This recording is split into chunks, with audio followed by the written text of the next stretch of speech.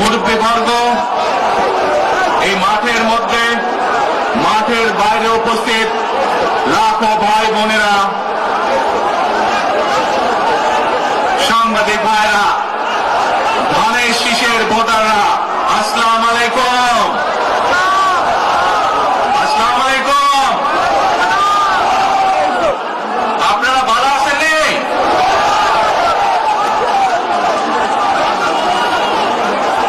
আলহামদুলিল্লাহ। প্রিয় ভাই বোনেরা, এই যে আপনারা এখানে আজকে লক্ষ লক্ষ মানুষ আজ এখানে সমবেত হয়েছেন, এই লক্ষ লক্ষ মানুষ সমবেত হওয়ার এই পরিস্থিতি তৈরি করার জন্য হাজারো মানুষ প্রাণ বিসর্জন দিয়েছে গত 15 বছর। আপনারা আজকে এই যে লক্ষ মানুষ এখানে উপস্থিত হয়েছেন, আপনাদের যে রাজনৈতিক অধিকার প্রতিষ্ঠা করার জন্য, আপনাদের কথা বলার বাক স্বাধীনতার অধিকার, আপনাদের নিরাপত্তা পাওয়ার অধিকার প্রতিষ্ঠিত করার জন্য আজ যে আপনারা এখানে একত্রিত হয়েছেন, এই অধিকার প্রতিষ্ঠিত করতে গিয়ে আমরা আমাদের মাঝে থেকে ইলিয়াস আলীকে হারিয়েছি, আমরা আমাদের মাঝে থেকে জুনায়েদকে হারিয়েছি, আমরা আমাদের মাঝে থেকে দিনারকে হারিয়েছি।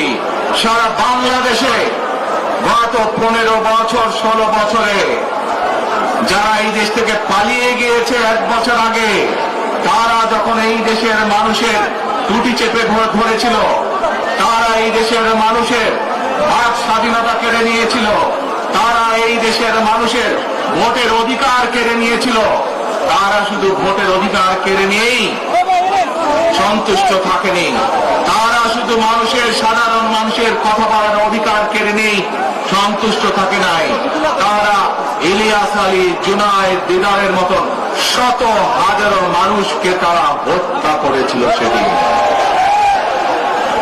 তারা বাংলাদেশের লক্ষ লক্ষ বিএনপি সহ লক্ষ লক্ষ সাধারণ মানুষকে গুম খুনের মামলা দিয়ে জর্জরিত করেছিল। প্রিয় ভাই বোনেরা, আমরা দেখেছি বিগত 15-16 বছরে উন্নয়নের নাম করে কিভাবে দেশের মানুষের সম্পদ লুটপাট করে বিদেশে পাচার করে দেওয়া হয়েছে। আজকে এই যে ঢাকা থেকে সিলেট বা সিলেট থেকে ঢাকার যে মহাসড়ক, 2005 সালে আমি এসেছিলাম, সুনামগঞ্জে বন্যা হয়েছিল, আমার আজকে লেগেছিল 4.5 ঘন্টার মতো, কিন্তু আজ আমরা দেখি 10 ঘন্টার মতন সময় লাগে। সিলেটের এই পুণ্যভূমির মানুষ, বহু মানুষ আছেন যারা লন্ডনে যাতায়াত করেন, লন্ডন যেতেও এত সময় লাগে না প্লেনে করে যেতেও। এই হচ্ছে আজকে উন্নয়নের ফিরিস্তি। প্রিয় ভাই বোনেরা, গত 15-16 বছরে আমরা দেখেছি কিভাবে একের পর এক নির্বাচনে ব্যালট বাক্স ছিনতাই হয়েছে, কিভাবে অমিদামি নির্বাচন হয়েছে, কিভাবে নিশি রাতের নির্বাচন হয়েছে, এবং এই নির্বাচনগুলোর মাধ্যমে, তথাকথিত নির্বাচনের মাধ্যমে বাংলাদেশের মানুষের ভোটের অধিকার তথা রাজনৈতিক অধিকারকে কেড়ে নেওয়া হয়েছিল। আজ আমরা এখানে একত্রিত হয়েছি, সেই মানুষগুলো জীবনের বিনিময় যারা আমাদের সকলের জন্য রাজপথে নেমে এসেছিল।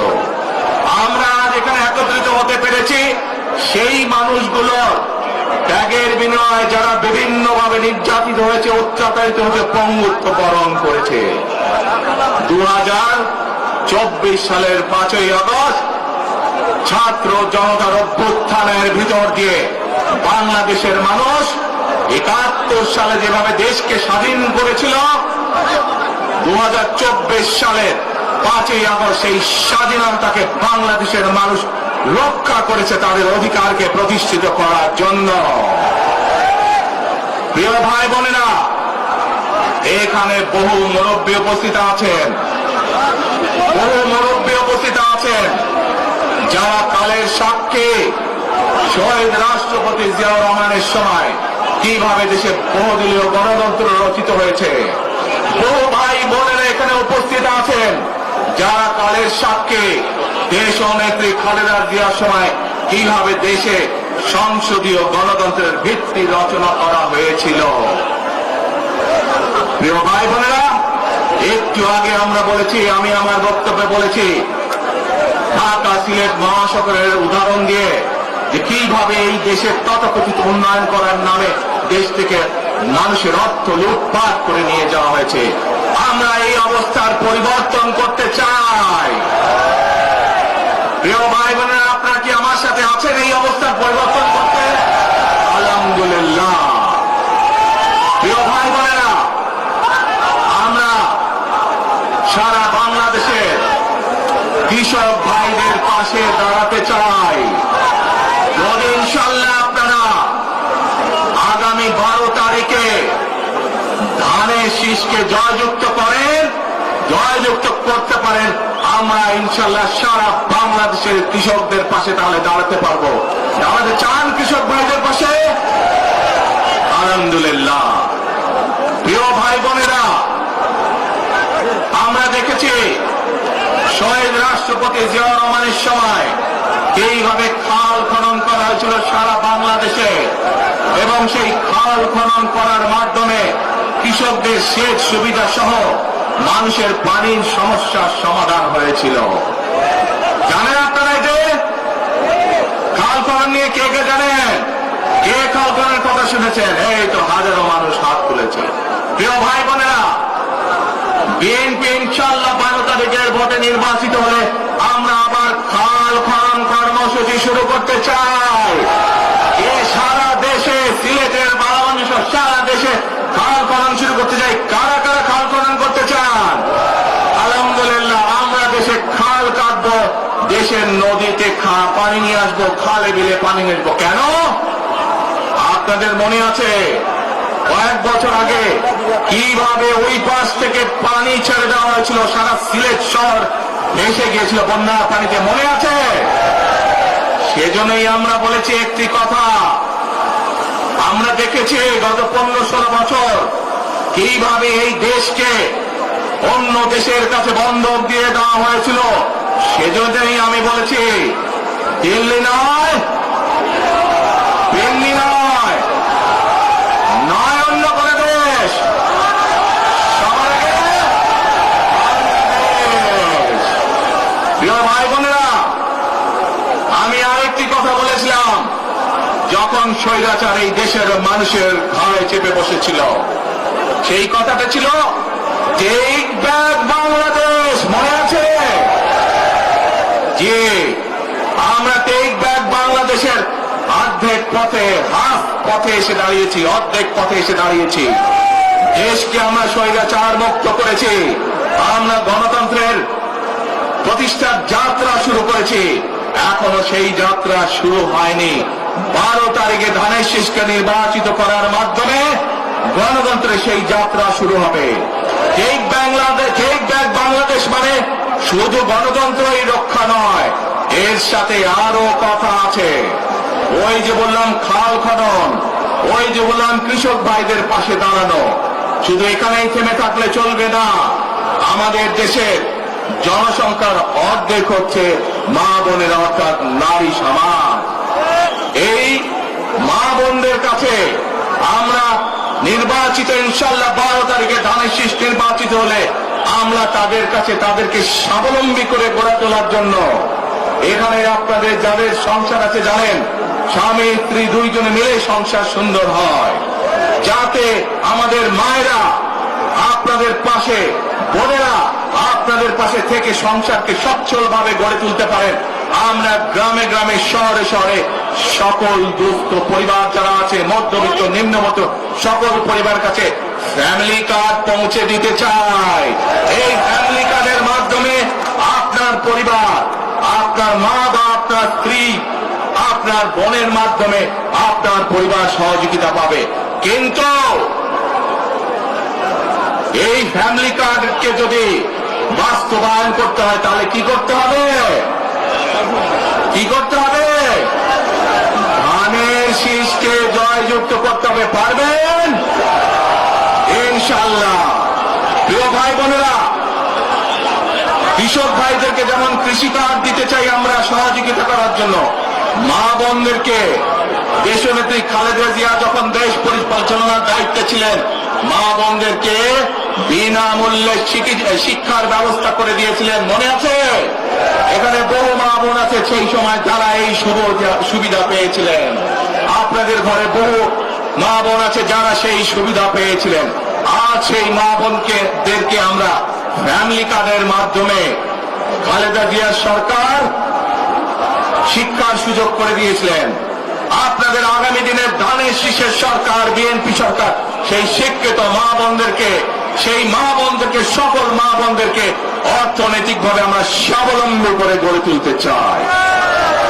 প্রিয় ভাই বোনেরা, আসেন এবার টেক ব্যাক বাংলাদেশের আরেকটি কাজ বাকি আছে। সেই কাজ হচ্ছে আমাদের দেশের লক্ষ লক্ষ যুবক যুবতী অর্থাৎ তরুণ সমাজের সদস্যরা, যুব সমাজের সদস্যরা, লক্ষ লক্ষ সদস্যরা বেকার হয়ে বসে আছেন, আছে না? এই বেকারদের জন্য আমরা কর্মসংস্থান তৈরি করতে চাই। সিলেটের মানুষ আদান নিচ্ছে, আচ্ছা আদানটা হচ্ছে, আদানটা শেষ হয়ে যাক।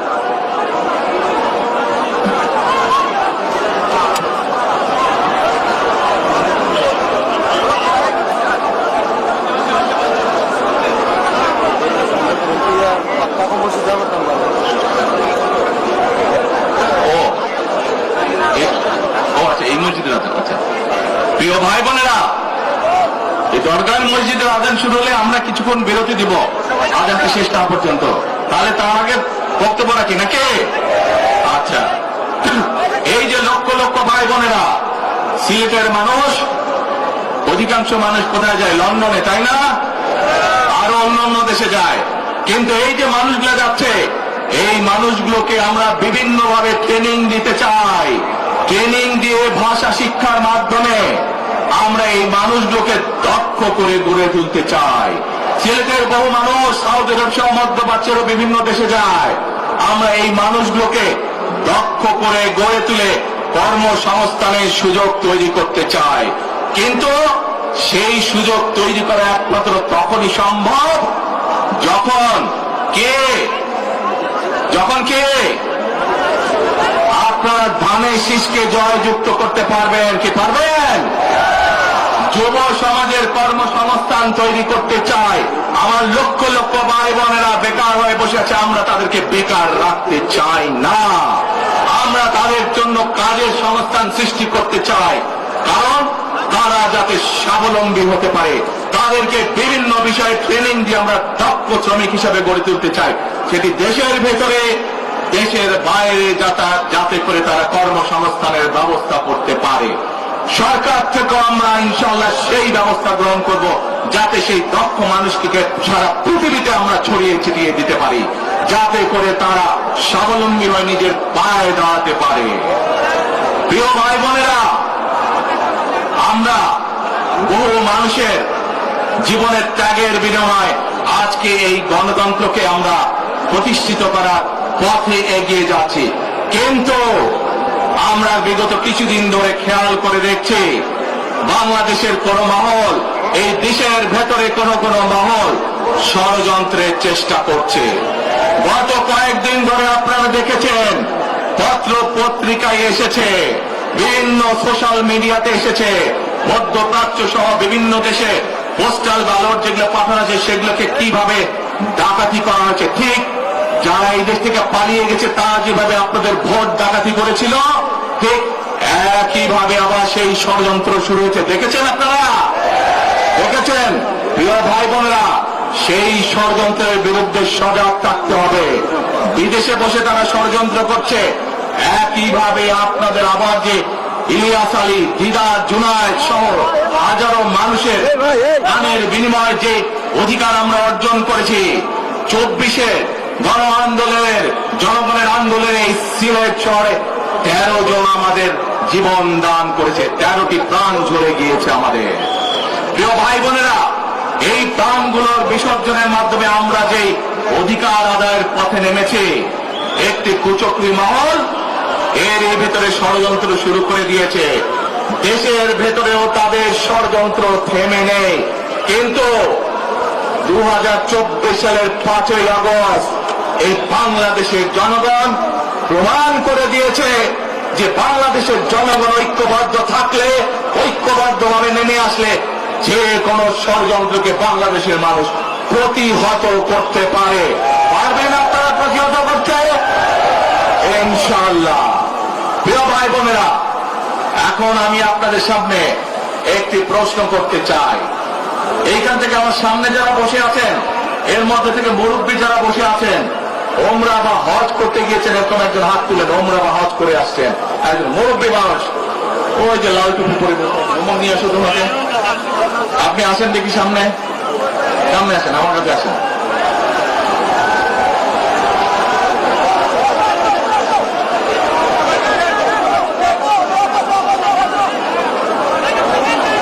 চশমা ঝুলছে, চশমা ঝুলছে।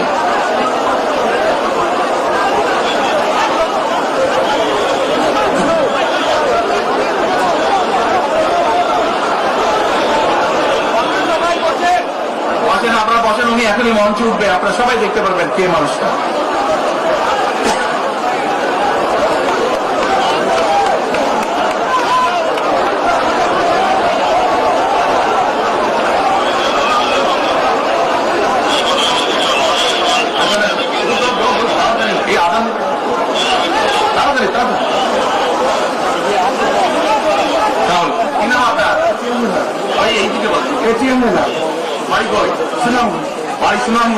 সুনামগঞ্জ কোথায়?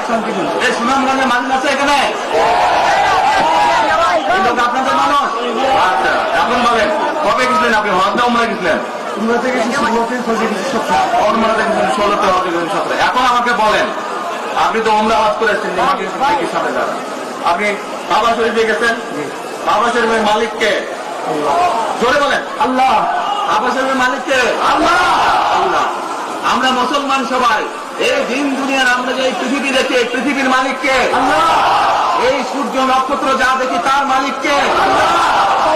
বেহেশতের মালিককে? আল্লাহ। দোজখের মালিককে? আল্লাহ। আচ্ছা, আপনারা সকলেই সাক্ষী দিলেন দোজখের মালিক আল্লাহ, বেহেশতের মালিক আল্লাহ, এই পৃথিবীর মালিক আল্লাহ, কাবার মালিক আল্লাহ। আরে ভাই, যেটার মালিক আল্লাহ সেটা কি অন্য কেউ যার ক্ষমতা রাখে? রাখে না। তাহলে কি দাঁড়ালো?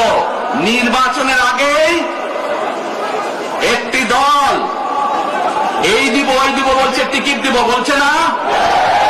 যেটার মালিক মানুষ না, সেইটার কথা যদি সে বলে, এক সেরে কি করা হচ্ছে? হচ্ছে না? যার মালিক আল্লাহ, যার অধিকার শুধু আল্লাহ একমাত্র, সবকিছুর অধিকার উপরে আল্লাহর অধিকার।